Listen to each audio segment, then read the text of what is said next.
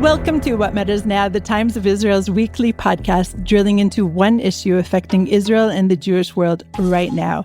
I'm your host, Deputy Editor Amanda Borschel-Dan, here with author and scholar Dara Horn. Dara, thank you so much for joining me today. Thank you so much for having me. Where am I finding you today? In New Jersey. New Jersey, definitely heard of that. And we are here to talk about your newest book, which is One Little Goat.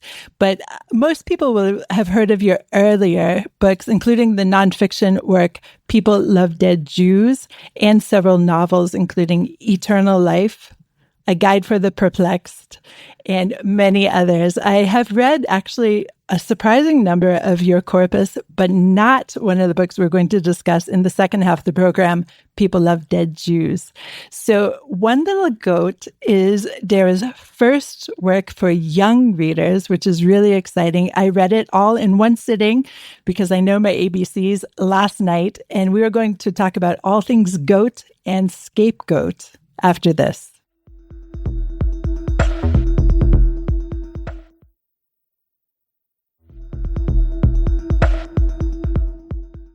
So Dara, thank you again for joining me. And I read your book, as I said, One Little Goat last night. Let me just show it for the people. And it's just a fascinating storyline. I'm going to read out what's actually on your website. And One Little Goat is a quirky, dryly funny, Passover-themed graphic novel featuring a lost matzah, a never-ending seder, and a time-traveling talking goat. Obviously, right? Of course. So I have to say that the combination of the really crazy story and the drawings just made me wonder if you had some kind of bad mushrooms before writing this book, because it is so trippy. How did you come up with this idea? Oh, gosh. Well, so this book is actually, it's an idea I've been thinking about since I was a child, actually, which I can say more about that. I've always been fascinated by how the seder is kind of a portal to the past.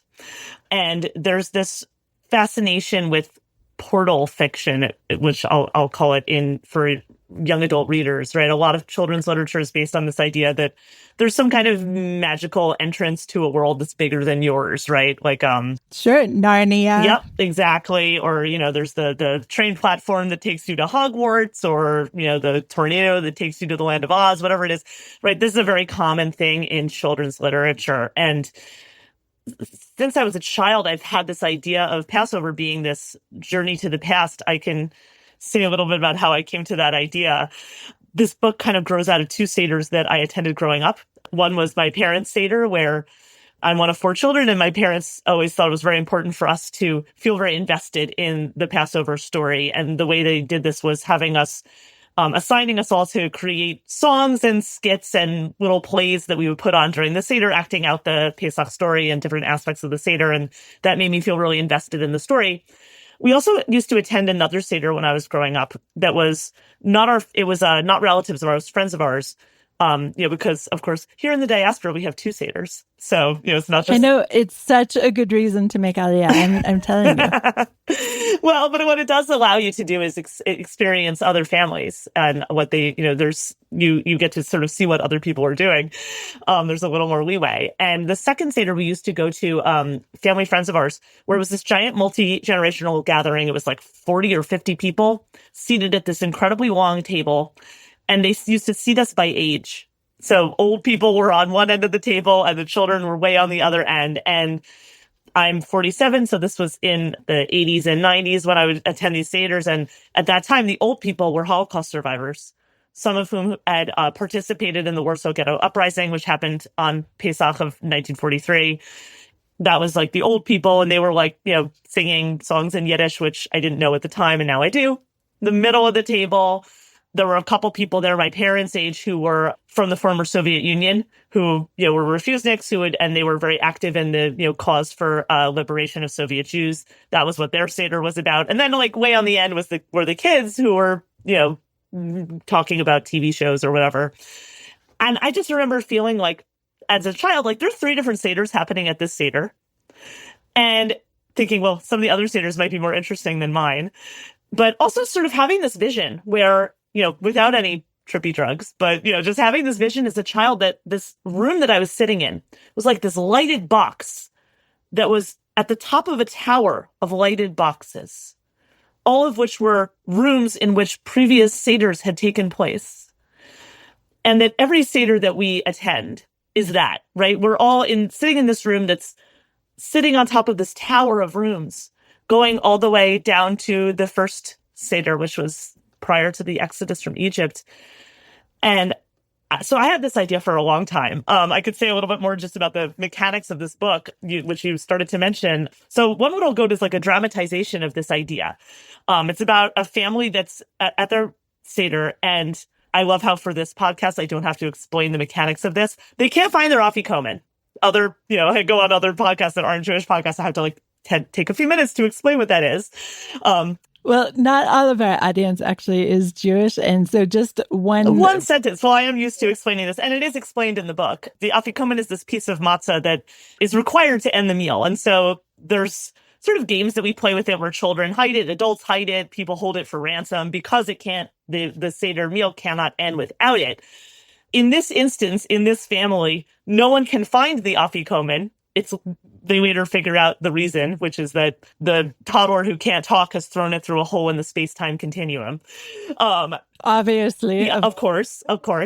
No one can find this afikomen. So as a result, the Seder cannot end, and they're trapped at the Seder for 6 months. And, the food's regenerating on the table. People's hair is growing long. The pregnancies are progressing. 6 months in, there's a knock on the door. And the oldest child in the family goes to answer the door. And it's a talking goat. And this goat tells him that, he's the scapegoat. He's the reason for everyone's problems. And he says, I can help you find your afikomen. And the child says, great, where is it? And the goat says, no, not where, when. And the goat then explains that while they have been trapped at this never-ending Seder, thousands of years of previous Seders have accumulated underneath their Seder. And they now have to travel down into those thousands of years of previous Seders in order to find their afikomen and bring their Seder to its end. So it's a very trippy idea, but I think it's really actually built into Jewish tradition. This sort of, this sense of time travel is part of the Seder experience.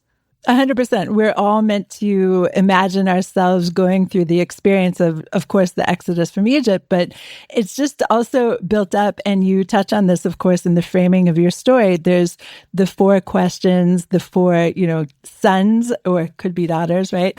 And of course, the wise guy of the story is the one who learns the most in One Little Goat. And I just really loved that idea as well. It was really fascinating to me to read it as a parent as well. And I know you have children too. And I read it alone. I will read it to my children who can't read.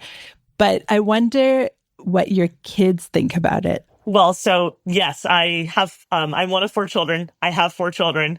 So that passage about Arba Banim, about the 4 sons or the 4 children in the Haggadah in the Passover Seder has always been, always felt a little too personal, with these 4 different personalities. This book actually came about because of my children, purely for logistical reasons. The reason I decided to embark on this genre, because, so as I mentioned, I had this idea kicking around in my head for many, many years since I was a child. And a few years ago, we were on a road trip in California, and we had stopped at a comic book shop. And all 4 of my children fascinated by comics, graphic novels, manga, these anime, whatever, all that stuff. They're really into that stuff. And so they came out of this store with armloads of books, which I was totally delighted by because we're going to be in the car for hours and hours. And there's this one particular book that they start fighting over in the car. And it's this real thick graphic novel by this cartoonist, Theo Ellsworth, who I had never heard of. And they're just fighting over it. No one could get enough of this book. And I'm like, what is this book? And I borrowed it from them at some point later on this trip. And I was just enchanted by this person's artwork. He's this underground comics kind of style. He's he's quite acclaimed indie cartoonist. And he just had this, his style is this very intricate pen and ink work. It's a little bit subversive, a little bit, unexpected. And he has this knack for making abstract ideas literal. So it's the kind of thing where I remember one panel in that book where it says, I'm walking around with a yelling brain, and it has this man whose head is unzipped, and there's another man coming out of his head screaming and, screaming his head off, and then that person's brain is unzipped. It's like that kind of thing. And I was just enchanted by this. And I'd had this idea for such a long time about these, stack of seders. And, I looked at I looked him up online, didn't know much about him. His name is Theo Ellsworth. He lives in Montana. I'm thinking, yeah, he's probably not Jewish. I was correct about that. I just cold emailed this guy and was like, I love your work. I'm a writer. I have an idea for a book. Deep breath. It's going to take some time to even explain what this idea is. And he was just totally game. He was an absolute delight to work with. There's so many things in this book that came from him. We could talk about that. But in terms of my children, I mean, yeah, my children really introduced. I'm not a comics reader at all. This is not my genre. This is not something I know anything about, but my children are obsessed with it. And yeah, I wrote this thinking of like something that what would they enjoy? And this is not like a cute book.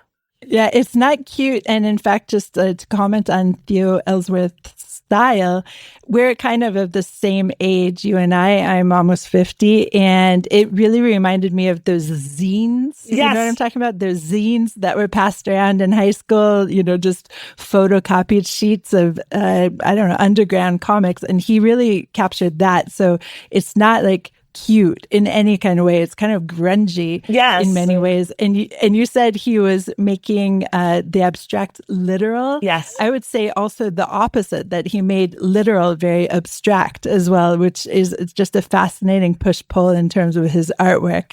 So yeah, please continue. Yes.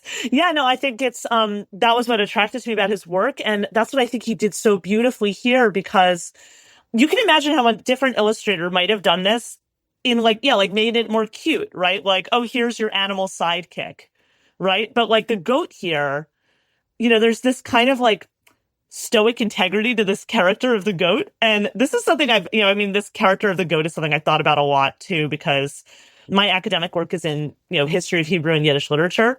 And so, look, the idea of the scapegoat is from a different Jewish holiday, right? It's from Yom Kippur. It's from this, ceremony that the Kohen Gadol, the high priest, would do in the ancient temple. And prior to that, in the portable, in the Mishkan, in the portable temple in the wilderness, this idea of the goat you put the sins of the people onto its head.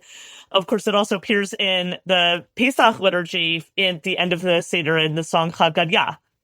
Right, which, this goat that my father bought for 2 zuzim, then there's cat that ate the goat and all those animals. And I just, and it's something that recurs a lot in Hebrew and Yiddish literature. There's a lot of sort of famous stories by these canonical Hebrew and Yiddish writers like Shai Agnon's story, Maaseh Ha'ez, The Fable of the Goat, was actually the first story I ever read in Hebrew when I was learning Hebrew as a teenager. And there's a lot of Yiddish story. My work is in Yiddish literature. There's a lot of Yiddish stories involving goats. Sort of this like integrity to this animal, where it's this quiet fatalism, where, there's this sort of running joke in the book where, every time something terrible happens, they say to the goat, "This is all your fault." And he's like, "I know."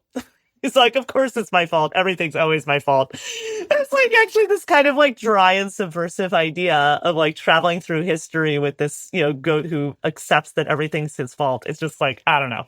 I felt like that was one way that my children's interests inspired me, and that I had this like front row seat to seeing that like, children are interested in that, in, this intellectual honesty, right? And they're not, at least my children, like, we're not interested in this like cute and cuddly, Disney kind of approach. And also it's not appropriate to Jewish history to take that approach.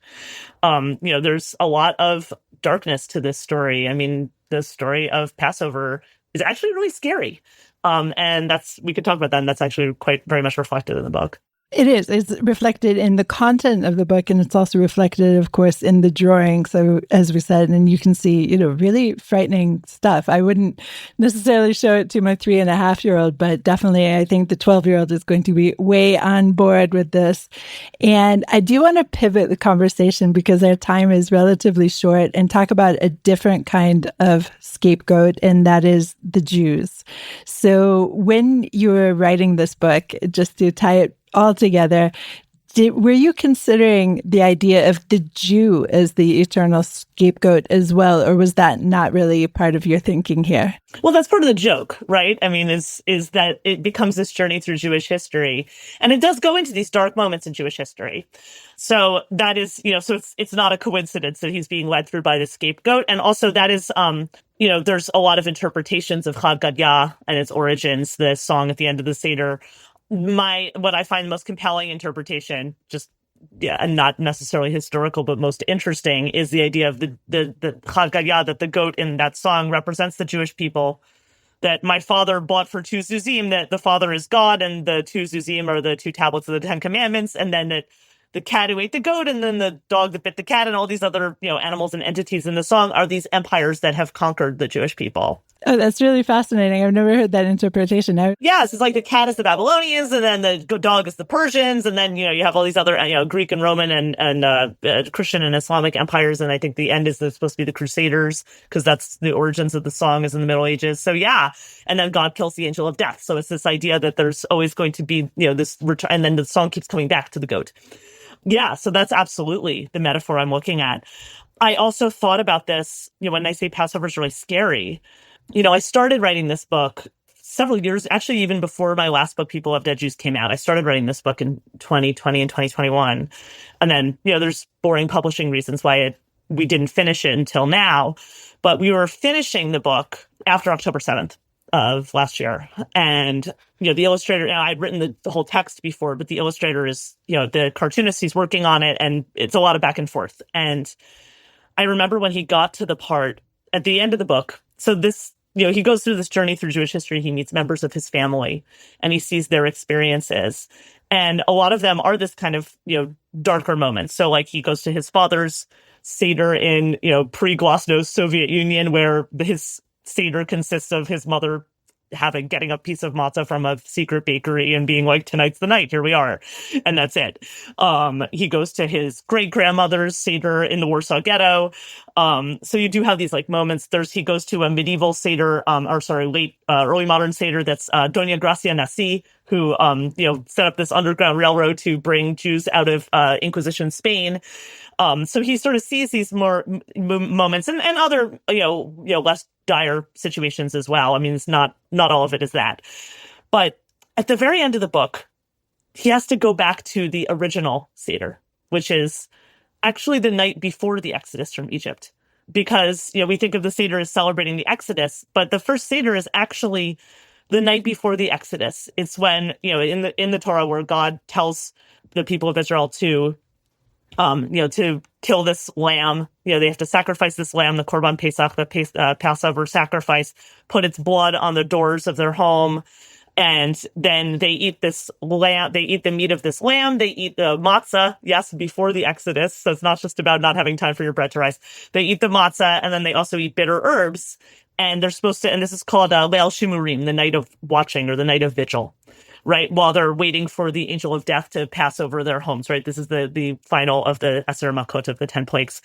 And when he drew this, he told me, and this is again after October 7th, he said, I'm going to draw this. It's going to be a different feel from the rest of the book. Everything's going to be completely in shadow. And, everything's going to be very thickly cross-hatched, and it's going to have a completely different vibe from the rest of the book. And it does.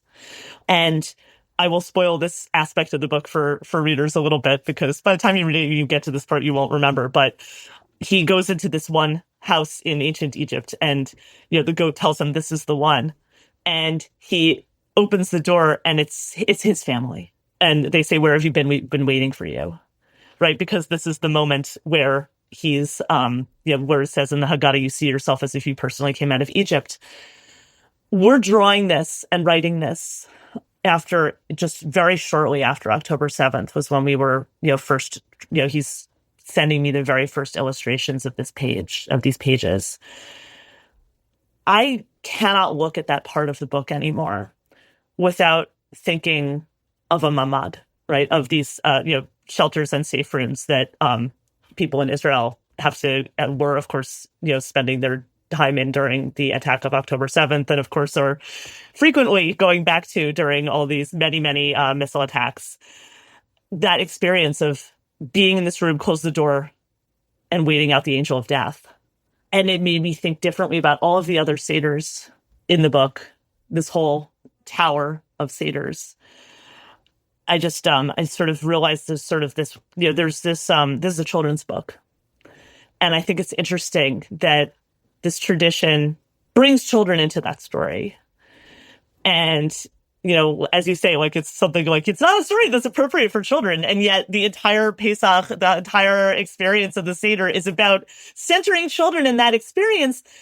And that's because the ultimate message of Pesach is not about this litany of horror, but about this amazing resilience in the face of this horror, and this sort of gift that this story has given us about hope in this moment of horror. And it's very much changed the way I think about, the way I think about Pesach and the way I think about this. This was an experience I had in creating this book with this artist.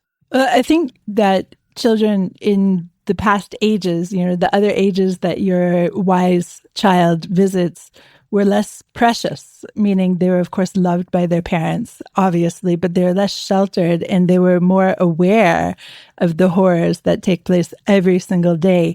And of course, in Israel, we are more aware than I think US kids are in general, but it's quite possible that October 7th made other diaspora Jews realize the existential threat and horrors that Jews are still living under. It's not just a story. It's something that's happening every single day. Of course, obviously, mostly right now to the hostages who are still in Gaza. They're experiencing the 10 plagues every single day, all of them, all at once.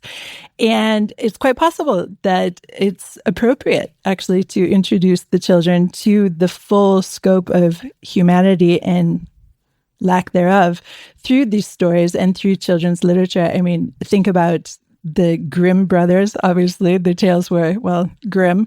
And throughout the ages, until probably quite recently, children actually were exposed to the horrors and the terribleness of humanity through children's literature. I want to turn our conversation a little bit to your past work as well. And I told you in an email that I have not read your so acclaimed book. But on the way into the office, I listened to your first episode of your podcast, Adventures with Dead Jews. Why do people love dead Jews? That's the subtitle. And I found it so interesting to get a little bit of a window into what you're thinking, or before you wrote the book and perhaps while you were writing the book. And because you already brought up the idea of October 7th, I just have to wonder, and I'm sure you've been asked this gazillion million times since October 7th, can you apply the lessons that you learned in researching and writing this book into perhaps a new sequel, Why People Love Dead Israelis? Are you thinking that at this point? I mean, I'm more than thinking it. So this has been the only thing I've been thinking and doing in the past year and a half. So People Love Dead Jews. This book came out in late 2021. And its premise is basically that non-Jewish societies only respect Jews when Jews have no power, whether that means they're politically impotent or dead. So I wrote this book really as this is an intellectual exploration. It was sort of a phenomenon that I noticed in my scholarship and my journalism. The book travels around the world. It looks at things like Holocaust education and memorialization. It looks at things like Jewish heritage sites in places as far away as China.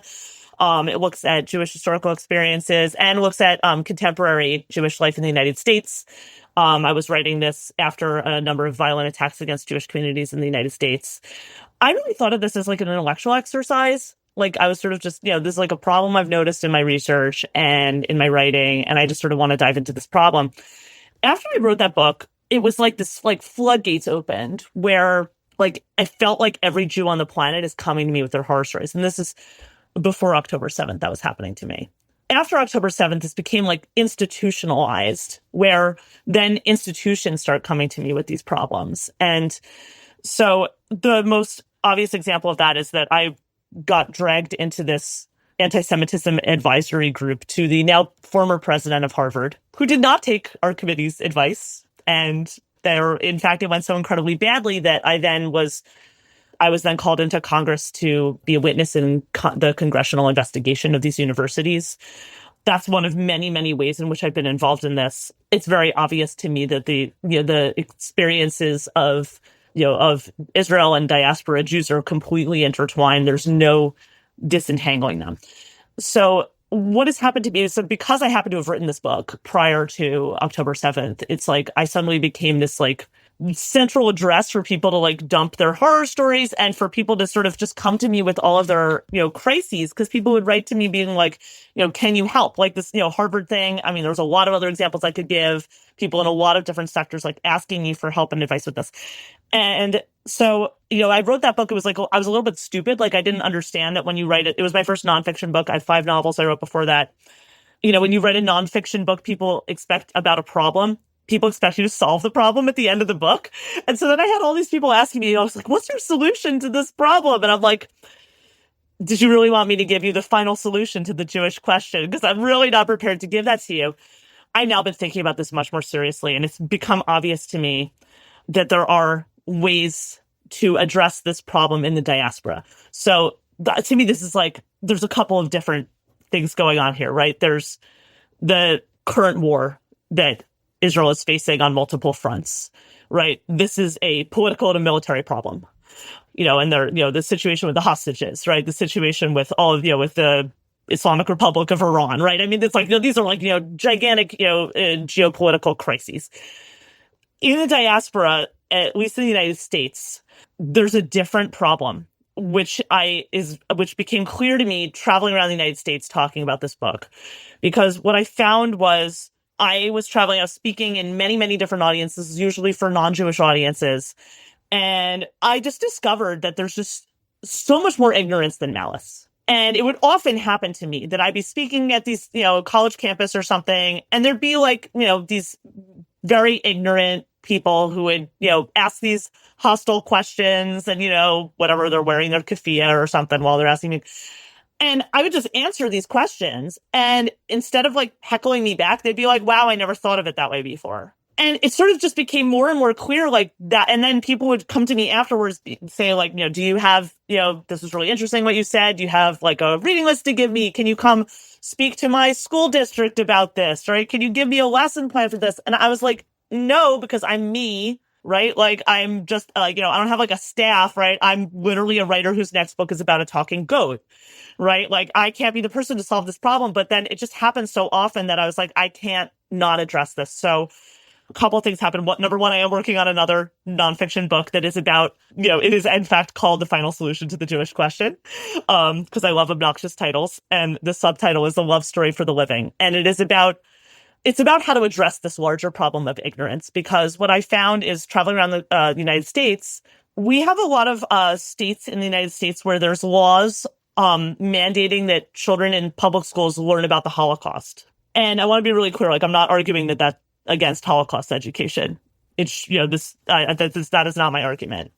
But what I noticed is that there's not a single place in this country where anyone is required to learn who are Jews. So you have this situation where children in non-Jewish children in public schools are required to learn that Jews are people who died in Europe between 1933 and 1945. And that is the only thing they know about Jews, to the extent where I was at the Dallas Holocaust Museum for a teacher conference, and the docents told me that students who come through the museum will ask the docents, are there still Jews alive today? Because if you came to this museum, you wouldn't know.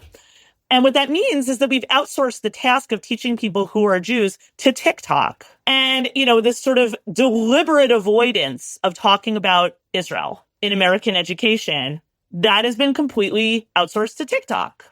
And then it's like there's Jewish organizations that are sort of trying to address this, and they're addressing it in this defensive posture where it's like, everything about the way you're presenting it is presented through this non-Jewish frame of like, well, how do Jews fit into like American ideas about identity? It's like, oh, are Jews a religion, or Jews a race, or Jews a nationality? It's like, well, this actually isn't complicated.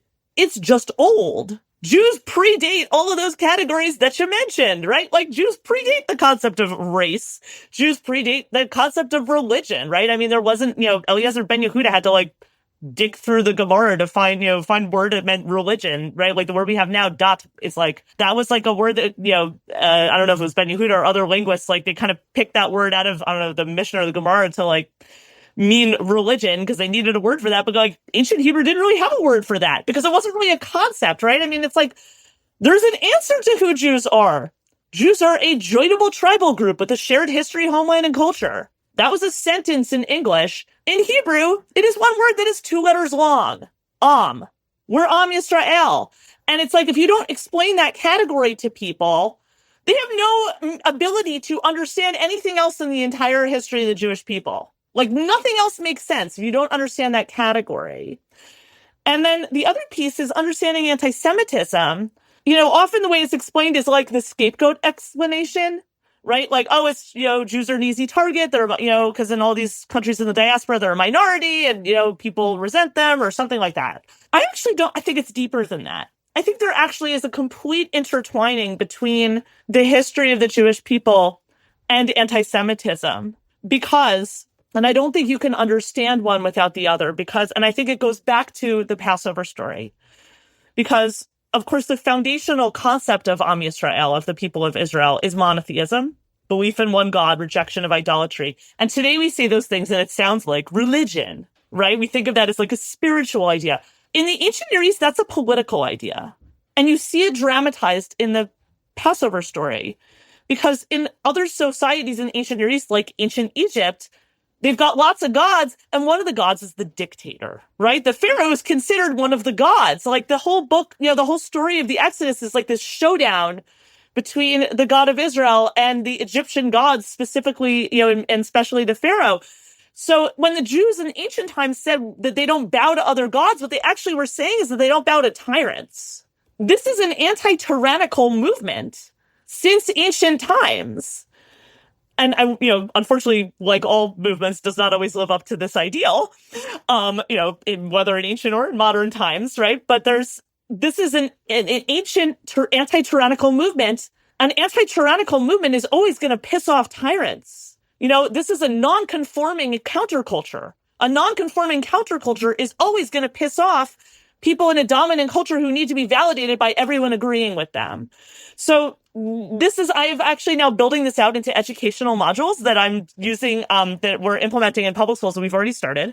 I've already done trainings with teachers from a number of public school districts in the United States. So if your listeners are interested in this, we're called Mosaic Persuasion. We don't even have a website yet, but they can contact me through my website. So if anyone's an educator in the United States who's interested in being involved, I'd love to be in touch.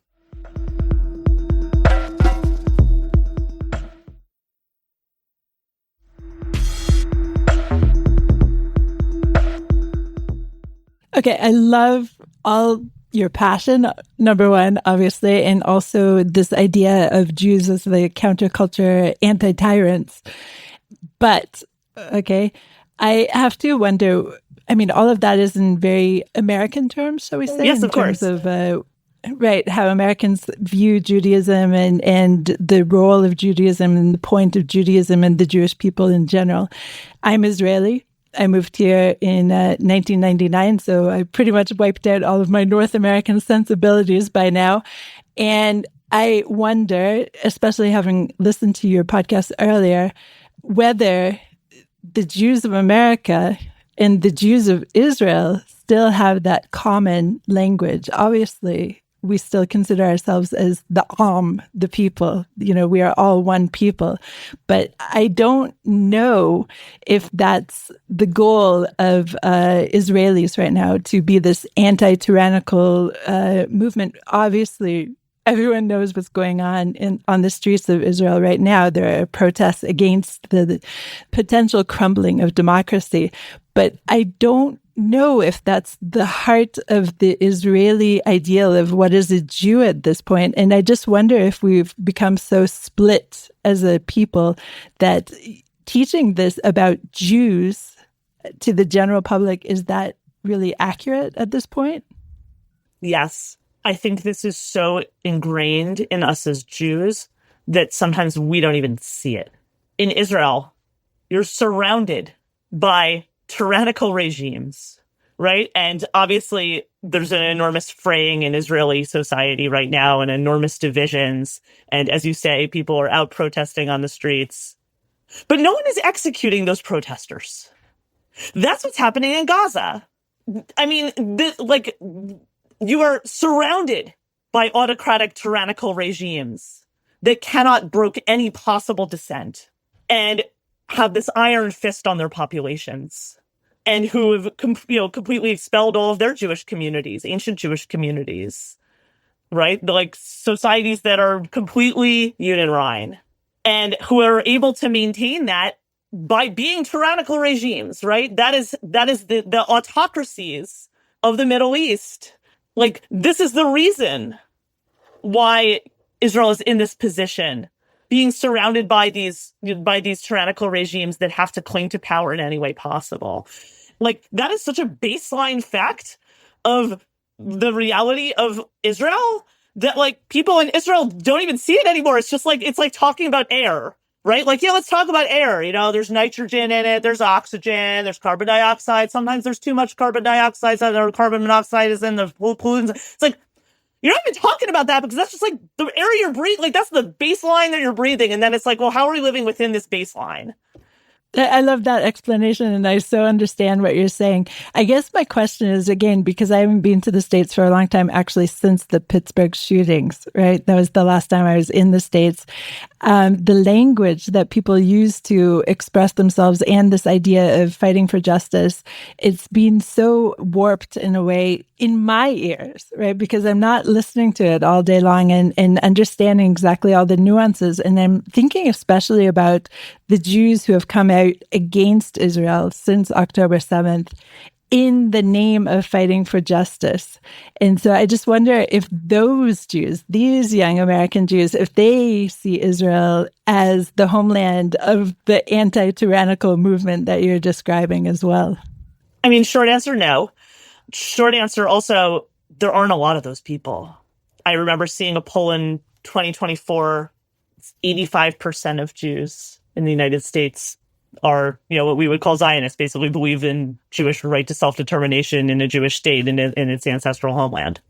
It's 85% of American Jews under 40. So, I mean, yeah, there are some people who, don't agree with this because, two Jews, three opinions, like that's part of this counterculture also. And that's actually one of the other things I have in these modules that I'm teaching about Jewish civilization is the idea of disagreement, right? Of machloket l'shem shamayim, an argument for the sake of heaven is like central to Jewish life. You aren't going to because it's not a tyrannical regime, you aren't going to find this one voice of the Jewish people. You never will. There never was, right? We don't have a pope. We don't have that. But what I often say when I speak to audiences on college campuses, it's like, yes, there are anti-Zionist Jews. In my opinion, that idea comes from a place of enormous privilege, to use the language, of these people in that circle. It comes from a place of enormous privilege. You can sit in New Jersey and pontificate about, we should just open up all the borders of Israel and see what happens. Like, yeah, let's see what happens. I'm like, I'm pretty sure we saw what that happened. What would happen on October 7th when that happened. So yeah, that's something that you can talk about when you're sitting in New Jersey, and you really can't talk about it when you're sitting in State Road. So, there's this distorted understanding. So one of the things I think about, though, is that the whole discourse in which this is discussed, has been captured essentially by these tyrannical regimes. And, when you think about how much of sort of the things that people are seeing online are coming from troll farms in Iran. I was just at an event at a college a few months ago where I speak to many different audiences, and I do media interviews with many different people, and I talk to people who are left wing, right wing. I talk to everybody. And I did have there's one exception where the one time that I ever turned down an interview, because I'm like, no, I will not talk to this place, was when I was asked to be interviewed by Marco Monthill on Al Jazeera. And I was like, no, I don't need to participate in this. And I made some joke about this at some college where I was speaking.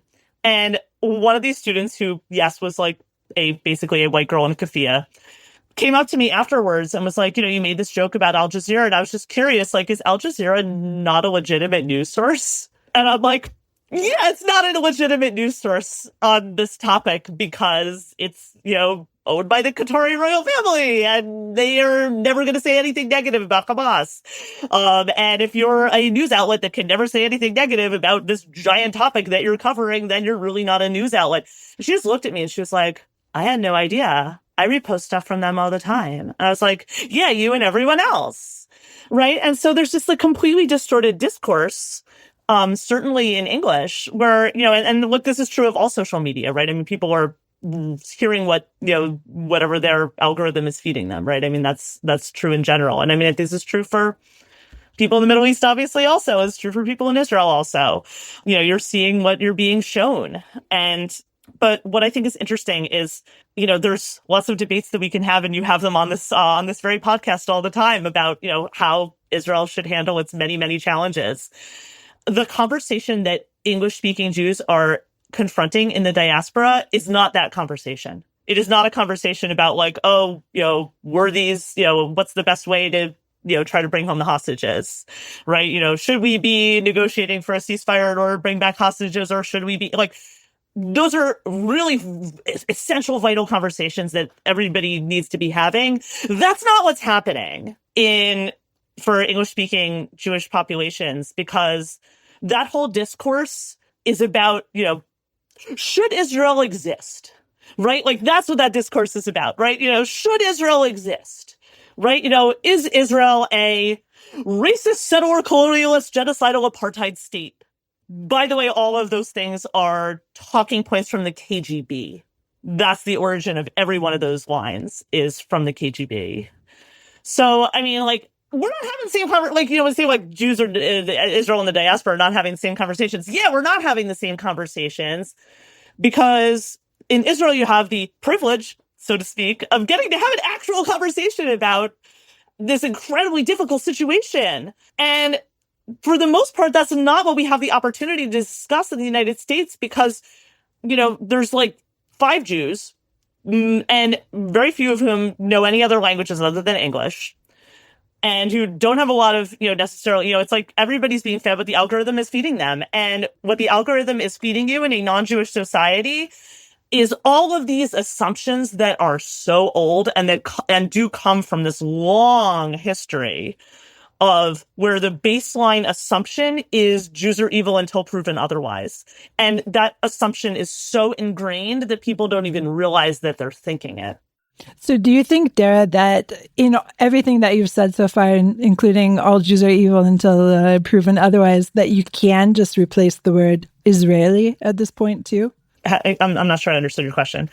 Meaning all Israelis are evil until proven otherwise. That is just part of the equation because most Israelis are Jews. Absolutely. Exactly the same. Exactly the same. Yeah. And, to me, this is sort of the consistent through line of anti-Semitism really since ancient times. And to me, it does go back to this dynamic between these, dominant societies and a counterculture, and Judaism as this counterculture that was refusing to conform. Absolutely. Anti-Semitism at its root is a lie. And the lie is that Jews are the obstacle to whatever you value most. And Jews are therefore collectively evil and don't deserve to exist. And opposing them is a form of righteousness.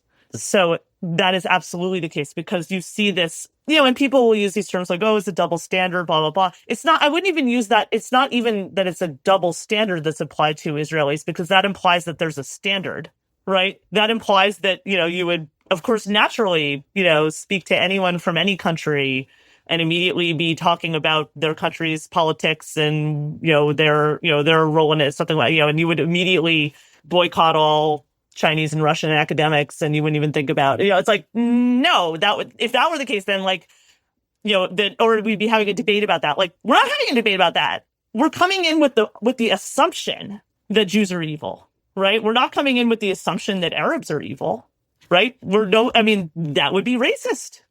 That would be racist. This is, anti-Jewish racism is totally cool. It's totally fine. So yeah, building on it's and it's amazing to me. It's like, yes, it's about Israelis. It's about all Jews, though. I remember another example I always give about this is there's an article a couple of years ago in the New York Times about it was an investigation of Hasidic schools in New York City, and public funding and things like this. And it was frankly there were a lot of things in there that were legitimate critique that and you could have very similar conversations about Haredi schools in Israel and what are they teaching, and they're taking public funds and blah blah blah. There are a couple paragraphs though in that article that revealed the game. And there was an article about how it talked about how these Hasidic communities in New York City were manipulating the city through block voting. And the example it gave of this was, they said, part of the way they do this is through the children in the schools. And they talked about how the day after election day, they would ask all the children in the schools to bring in, a lot of times in the United States, when you go to vote, they give you a sticker after you vote that you wear on your shirt that says, I voted today, right? It's the purpose is to, increase voter turnout, remind other people to vote. And then you had to bring in the kids had to bring in their parents' stickers showing that they voted. And they were then rewarding the children whose parents had voted. They, let them go on a field trip to an amusement park, something like that. And in this article, it talked about how, this showed how these Hasidic Jewish communities were manipulating city politics. And I just read that and I thought, if this were an article about any other minority community in New York City, it would have been a celebratory article about how wonderful it is that, Haitian Americans, they managed to crack the problem of voter turnout, right? Like, I'm thinking, what's the message here? Do we not want people to vote, right? Is the critique here that Jews are good at voting? Right? What are we actually saying here? And then what you realize is wow, there's actually this baseline assumption that if Jews are doing something as a community, it is evil until proven otherwise. And you just realize that assumption is so deep that you don't even realize you're making it. I mean, and it is, of course, all over any kind of conversation with about anything Israel has ever done ever. This sort of goes without saying. And, you could trace the history of that. My question for you on this article, and we've been going on for so long, so any listener who's still with us, thank you very much. But my question for you on this particular article from the New York Times is, often the New York Times staff, not always, but an incredible proportion of the New York Times staff is actually Jewish, and much of the editorial staff as well. And you just have to wonder, why didn't it get stopped along the way by the Jews who are on the staff there who are reading it? Or who are writing the article too. I don't think, but this is what I think people don't understand, is when you're living in this society where those are the assumptions, those are also your assumptions. It takes an enormous amount of education and self-awareness to not have those assumptions. So the fact that you're oh, well, I'm Jewish, it's and it's not relevant. You're an English-speaking American who's, you're living in this society where these are the assumptions. It's like fish swimming in water saying what's water. It's you don't even know that you've imbibed these assumptions. It takes a huge amount of self-awareness, not even self-awareness. It takes a huge amount of education and knowledge of Jewish life and history to be able to unpack any of that. So I wish you much success with your educational endeavor, which is called again Mosaic what? Mosaic Persuasion, which is a joke that 5 people will get, and that's fine. I didn't get it, but I'm sure those 5 people are chuckling very loudly right now. All right, Dara, thank you so much for spending so much time with me. I really appreciate it today. Thank you. Thank you so much for having me. Thanks for listening to the Times of Israel's What Matters Now. Please check out another installment next week. This was produced by The Podwaves and edited on video by Thomas Gersh. Until next week, shalom.